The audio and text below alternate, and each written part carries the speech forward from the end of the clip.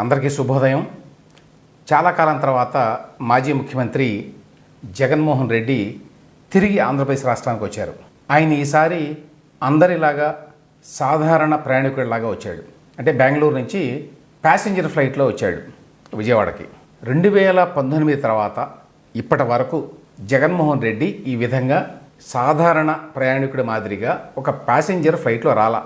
అంటే అధికారంలో ఉన్న 5 సంవత్సరాల పాటు ఆయన చార్టర్డ్ ఫ్లైట్లో మాత్రమే తిరిగాడు. ఇప్పుడు సొంత డబ్బులు ఖర్చు పెట్టుకోవాలి కాబట్టి ప్యాసింజర్ ఫ్లైట్లో వచ్చాడనమాట. ఇంతకీ ఎందుకు వచ్చాడు ఆయన? ఇప్పుడు తాడేపల్లికి అధికారం కోల్పోయిన తర్వాత ఒక ఫ్యూ డేస్ ఉన్నాడు తాడేపల్లిలో. వెంటనే ఇడుపులపై వెళ్ళాడు. అక్కడ ఏదో కొన్ని కార్యక్రమాలు ఉంటే అక్కడి నుంచి బెంగళూరు వెళ్ళాడు. బెంగళూరులోనే చాలా రోజుల పాటు ఉండి మధ్యలో ఒకసారి వచ్చాడు. మధ్యలో వచ్చి మళ్ళీ బెంగళూరు వెళ్ళాడు. అప్పటి నుంచి అక్కడే ఉన్నాడు. అంటే అక్కడ ఏదో వ్యవహారాలు చక్కబెట్టుకుంటున్నాడు ఆయన. ఆయనకి చాలా బిజినెస్ వ్యవహారాలు ఉన్నాయి, ఇంకా పొలిటికల్గా కూడా చాలా వ్యవహారాలు ఉంటాయి. కాబట్టి అవన్నీ తాడేపల్లిలో చేస్తే సహజంగా మీడియా వాళ్ళకి కంటపడేటువంటి ప్రమాదం ఉంటుంది. కాబట్టి బెంగళూరులో అయితే అది మరి 25 ఎకరాలు 30 ఎకరాల పెద్ద ఎస్టేట్ కాబట్టి ఎవరికి తెలియదు. అందుకోసం అని చెప్పి అక్కడ బహుశా ఉన్నాడు. ఇప్పుడు ఎందుకు వచ్చాడు అంటే ఇప్పుడు ఒక అవకాశం వచ్చింది ఆయనకి. ఏంటి అవకాశం అంటే అర్జెంటుగా ఇప్పుడున్నటువంటి కూటమి ప్రభుత్వాన్ని తొలగించాలి కేంద్ర ప్రభుత్వం అని చెప్పడానికి ఒక అవకాశం దొరికింది ఆయనకి. ఎందుకంటే సాక్షి పత్రిక ఇప్పటిదాకా ప్రతిపక్ష పాత్ర పోషిస్తుంది.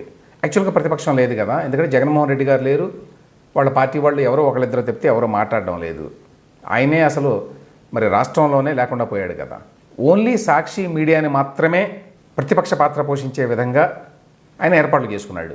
ఆ ప్రకారం సాక్షి పత్రికలో మాత్రం ప్రతిరోజు రాష్ట్రంలో చాలా అరాచకాలు జరుగుతున్నాయి, హత్యలు జరుగుతున్నాయి, దొంగలు జరుగుతున్నాయి, ఘోరాలు జరుగుతున్నాయి అని చెప్పి అటాక్ చేస్తూ వస్తుంది. ఇప్పుడు వినుకొండలో ఘటన జరిగింది. ఆ ఘటనని పూర్తిగా ఉపయోగించుకోవాలని చెప్పి జగన్మోహన్ రెడ్డి గారు ప్రత్యేకమైన కార్యక్రమం కింద పెట్టుకుని దాన్ని తాడేపల్లి వచ్చారు. ఇవాళ వినుకొండ వెళ్తున్నారు. సో వినుకొండలో పెద్ద స్పెక్టికల్ ఉంటుంది. సరే, రాజకీయ పార్టీలు అన్నీ చేస్తాయి, ఎవరైనా చేస్తారు అని చెప్పి అనొచ్చు. కానీ ఇక్కడ విషయం ఏంటంటే జగన్మోహన్ రెడ్డి గారు నిన్న ఒక లేఖ రాశారు. ఎవరికి? ప్రధానమంత్రి గారికి. ఆ లేఖలో ఏం రాశారంటే, ప్రధానమంత్రి గారు మీరు తక్షణమే నాకు అపాయింట్మెంట్ ఇవ్వాలి, ఎందుకంటే ఆంధ్రప్రదేశ్లో చాలా ఘోరాలు జరుగుతున్నాయి. ఆయన లేఖలో ఏం రాశాడు? కూటమి ప్రభుత్వం వచ్చిన తర్వాత రాష్ట్రంలో 31 మంది హత్యకు గురయ్యారు, 300 మంది మీద హత్యాయత్నాలు జరిగినాయి. అదేవిధంగా టీడీపీ నేతల వేధింపులు తాళలేక 35 మంది ఆత్మహత్య చేసుకున్నారు. ఇంకా చాలా వివరాలు ఉన్నాయి. 560 చోట్ల ప్రైవేట్ ఆస్తులు, 490 చోట్ల ప్రభుత్వ ఆస్తులు ధ్వంసమైనవి. అరాచకాలు భరించలేక ఊళ్ళు విడిచి వెళ్ళిన 2700 కుటుంబాలట. ఇవి కాకుండా 1050కి పైగా దౌర్జన్యాలట. సో వైఎస్ఆర్సీపీని అణగదొక్కడానికి తెలుగుదేశం ప్రభుత్వం, చంద్రబాబు నాయుడు పెద్ద ఎత్తున కుట్ర పన్నారు. అందువల్ల దయచేసి ప్రధానమంత్రి గారు, రాష్ట్రపతి గారు ఆంధ్రప్రదేశ్ వ్యవహారాల్లో జోక్యం చేసుకోవాలి అని నిన్న ట్వీట్ చేశాడు. ఆ తర్వాత లేఖ కూడా రాశాడు, అపాయింట్మెంట్ కూడా అడిగాడు. సో ప్రధానమంత్రి నరేంద్ర మోదీ గారు అపాయింట్మెంట్ ఇస్తారా లేదా అనేది ఒక కీలకమైన అంశం.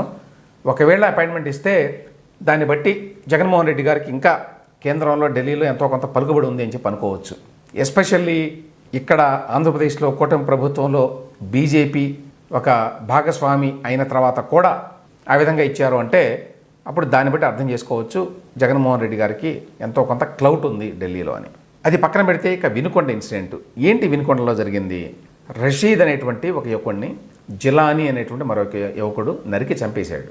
వైఎస్ఆర్సీపీ కథనం ఏంటంటే, ఈ రషీద్ అనే అతను మా కార్యకర్త, మా మాజీ ఎమ్మెల్యే బొల్లా బ్రహ్మనాయుడి అనుచరుడు. ఈ జిలానీ అనే వ్యక్తి తెలుగుదేశం పార్టీ, అతను ఇతను చంపాడు కాబట్టి తెలుగుదేశం వాళ్ళు వైఎస్ఆర్సీపీ కార్యకర్తని చంపారు అనేది వాళ్ళ ప్రొజెక్షన్.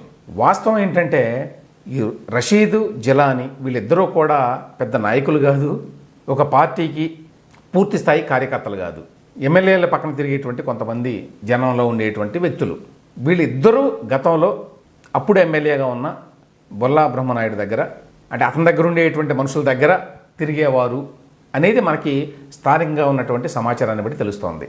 ఆ ఇద్దరూ కలిసే తిరిగేవాళ్ళు. తర్వాత కారణాలు ఏమైనప్పటికీ వాళ్ళిద్దరి మధ్య గొడవలు వచ్చినాయి. ఆ గొడవల్లో బొల్లా బ్రహ్మనాయుడు లేక అతని యొక్క అనుచరుడు అతను రషీద్ వైపు మొగ్గు చూపాడు. ఆ కారణం చేత ఈ జిలానీ అనేటువంటి కుర్రవాడిని కొన్నాళ్ళు పోలీసులు అరెస్ట్ చేసి వేధించారు. వాళ్ళ కుటుంబ సభ్యులను కూడా వేధించారు, వాళ్ళ అన్నను కూడా వేధించారు. ఈ కారణాల చేత అతను కక్ష పెట్టుకున్నాడు రషీద్ మీద. మొన్న ఎన్నికల ముందు ఈ ఇబ్బందులన్నీ భరించిన జిలానీ వైఎస్ఆర్సీపీ అభ్యర్థిగా ఉన్న బొల్లా బ్రహ్మనాయుడు కాకుండా తెలుగుదేశం పార్టీ వైపుకి వచ్చాడు. అంటే వీళ్ళ చుట్టూ తిరిగాడు, ఇక్కడ వీళ్ళ ప్రచారంలో తిరిగాడు. ఆ తర్వాత ఇప్పుడు ఈ రషీద్ అనే వ్యక్తిని చంపాడు. ఇవన్నీ బేర్ ఫ్యాక్ట్స్. అయితే వీళ్ళిద్దరూ ఏదో పెద్ద రాజకీయ నాయకులు అయినట్టు, ఇద్దరు 2 పార్టీలకు చెందిన వాళ్ళు అయినట్టు, ఒక పార్టీ వ్యక్తి ఇంకో పార్టీ వ్యక్తిని రాజకీయ కారణాల చేత హత్య చేసినట్టు ప్రొజెక్ట్ చేయబోతున్నారు వైఎస్ఆర్సీపీ వాళ్ళు. కానీ వాస్తవం ఏంటంటే ఇవి వాళ్ళ వ్యక్తిగత కక్షలు, వ్యక్తిగత కార్పణ్యాలు. ఆ కారణాల చేత వాళ్ళు తన్నుకున్నారు. ఆ తర్వాత జిలానీ అనే అతను ఇతన్ని చంపేశాడు. అది ఫ్యాక్టు. కానీ దీనిని పెద్ద ఎత్తున ఒక అకృత్యంగా, ఒక పార్టీ కార్యక్రమంగా, ఒక రాజకీయ హింసగా, ఒక రాజకీయ హత్యగా ప్రొజెక్ట్ చేయాలి అనేటువంటి ఒక పెద్ద ప్రణాళిక వేసుకొని ఆ ప్రకారం బెంగళూరు నుంచి తరలి వచ్చాడు జగన్మోహన్ రెడ్డి.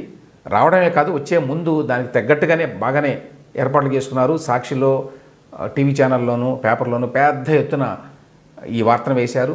వాళ్ళ అనుకూల ఛానల్లో కూడా పెద్ద ఎత్తున ఇది ఒక రాజకీయ హత్యగా, ఆంధ్రప్రదేశ్ రాష్ట్రంలో శాంతి భద్రతలు లేవు అనడానికి ఇది ఒక ముఖ్య ఉదంతంగా ప్రొజెక్ట్ చేయడానికి ప్రయత్నించారు. దానికి తోడు నిన్న మీరు గమనిస్తే చాలా కాలం పాటు సైలెంట్గా ఉన్న, ఎక్కడున్నారో తెలియకుండా ఉన్నటువంటి అనేక మంది మాజీ మంత్రులు, ఎమ్మెల్యేలు కూడా బయటకు వచ్చి ఈ హత్యోదంతం మీద చాలా రకరకాల ఆరోపణలు చేశారు. అంటే ఇదంతా కూడా వాళ్ళు ఒక ప్లాన్ ప్రకారం దీన్ని ఒక పెద్ద ఇన్సిడెంట్గా చేసి ఆంధ్రప్రదేశ్లో శాంతి భద్రతలు లేవు అనేటువంటి అభిప్రాయాన్ని రాష్ట్రంలోనూ జాతీయ స్థాయిలోనూ కల్పించాలి అనేది ప్రయత్నం. అది అపోజిషన్ పార్టీ కాబట్టి సహజమే అనుకోండి. కానీ జగన్మోహన్ రెడ్డి గారు ఇప్పుడు రాష్ట్రంలో జరుగుతున్నటువంటి అనేక అంశాల మీద ఒక్క దాని మీద కూడా రెస్పాండ్ కాల. అతను ప్రతిపక్షంలో ఉన్నటువంటి ఒక ప్రధాన పార్టీ నాయకుడు, మొన్నటిదాకా ముఖ్యమంత్రి. అటువంటి వ్యక్తి ఇంపార్టెంట్ ఇన్సిడెంట్స్, బెస్ట్ ఎగ్జాంపుల్ ఏమిటంటే విజయసాయిరెడ్డి ఉదంతం. విజయసాయిరెడ్డి మీద కొన్ని ఆరోపణలు వచ్చినాయి. ఆయన ఎవరు? వైఎస్ఆర్సీపీ జాతీయ ప్రధాన కార్యదర్శి. మరి అటువంటి ముఖ్యమైనటువంటి పొజిషన్లో ఉన్నటువంటి విజయసాయిరెడ్డి మీద అక్రమ సంబంధం ఆరోపణలు, అవినీతి ఆరోపణలు వచ్చినాయి. 2 రకాల ఆరోపణలు అవి. దాని మీద జగన్మోహన్ రెడ్డి వైఖరి ఏంటి? ఒక పార్టీ నాయకుడిగా, అధ్యక్షుడిగా ఆయన విజయసాయిరెడ్డిని ఎక్స్ప్లెనేషన్ ఏమన్నా అడిగాడా? అడిగినట్టు ఎక్కడా లేదు. ఈ అక్రమ సంబంధం వ్యవహారం ఏంటి, దీనికి సంబంధించి నీ ఎక్స్ప్లెనేషన్ ఏంటి? నువ్వేంటి 1,60,00,000 రూపాయలు ఇస్తే క్యాష్ పట్టుకుని వెళ్ళానని చెప్పి ఆ అమ్మాయి భర్త చెప్పాడు. విల్లా కొనిపెట్టామని చెప్పాడు. ఏంటి, ఎందుకు ఇచ్చావు ఈ విధంగా? ఈ విధమైన ఆరోపణలకి నీ సమాధానం ఏంటి అని అడగాల్సిన బాధ్యత ఒక పార్టీ అధ్యక్షుడిగా జగన్మోహన్ రెడ్డి మీద లేదా? ఆయన ఏం అడగలేదు, ఆయనకి ఇంపార్టెంట్ కాదు. తర్వాత ఉద్దేశపూర్వకంగా ఒక రాజకీయ హత్యగా దీన్ని చూపించడానికి ట్రై చేస్తున్నాడు జగన్మోహన్ రెడ్డి. ఇప్పుడు వినుకొండలో జరిగిన దాన్ని, ఈ వ్యక్తి గతంలో తన ఎమ్మెల్సీ ఒక దళిత యువకుడిని, డ్రైవర్ని డోర్ డెలివరీ చేస్తే చంపేసి కనీసం ఎక్స్ప్లెనేషన్ కూడా అడగల. అతన్ని పార్టీకి దూరంగా పెట్టడానికి కూడా ట్రై చేయాల. రాష్ట్రంలో అటువంటి ఘటనలు అనేకం జరిగినాయి. ఎప్పుడు వాటి గురించి రెస్పాన్సే లేదు. ఇప్పుడు ప్రధానమంత్రికి రాసిన 3 పేజీల లేఖలో ఆయన ఏ విధమైన పిక్చర్ ఇస్తున్నాడంటే 2019 నుంచి 24 వరకు ఆంధ్రప్రదేశ్ శాంతి భద్రతలతోటి పరిడవిల్లింది. ఇప్పుడేమో ఇక్కడ చాలా అకృత్యాలు జరుగుతున్నాయి, హత్యలు జరుగుతున్నాయి అని చెప్పి రాస్తున్నాడు. తాను అధికారంలో ఉన్నప్పుడు జరిగేటువంటి ఘోరాలు, నేరాలు ఏవి కూడా అవి ఆయన గుర్తులేవన్నమాట. ఇంకొక అంశం ఏంటంటే అసలు యాక్చువల్గా శాంతి భద్రతలు ఆంధ్రప్రదేశ్లో కొత్త ప్రభుత్వం వచ్చిన తర్వాత లేకుండా పోయినాయా? కొన్ని ఘటనలు జరుగుతున్నమాట వాస్తవం రాష్ట్ర వ్యాప్తంగా. వీటిల్లో మోస్ట్ ఆఫ్ ది ఇన్సిడెంట్స్ ఏంటంటే గతంలో ఎక్కడైతే మంత్రులు కానివ్వండి, ఎమ్మెల్యేలు కానివ్వండి, పవర్ఫుల్గా ఉన్నటువంటి వ్యక్తులు వైఎస్ఆర్సీపీలో, వాళ్ళు స్థానికంగా ఉన్నటువంటి ఇతర పార్టీల కార్యకర్తల్ని, నాయకుల్ని తీవ్రంగా వేధించారు, ఫిజికల్గా హెరాస్ చేశారు. అటువంటి చోట్ల కొత్త ప్రభుత్వం వచ్చిన తర్వాత కొంత తిరుగుబాటు మొదలైంది. వాళ్ళు ఈ పాత మంత్రులు, పాత ఎమ్మెల్యేల మీద నిరసన వ్యక్తం చేయడం అయితే రాష్ట్ర వ్యాప్తంగా జరుగుతోంది అనేక చోట్ల. అన్ని చోట్ల జరగడం వల్ల ఎక్కడైతే ఆ మంత్రులు, ఎమ్మెల్యేలు ఇష్టారాజ్యంగా ప్రవర్తించారో అటువంటి చోట్లే జరుగుతోంది. అది కనిపిస్తోంది అందరికీ. దాన్ని కట్టడి చేయాల్సిన బాధ్యత కూడా ఈ ప్రభుత్వం మీద ఉంది.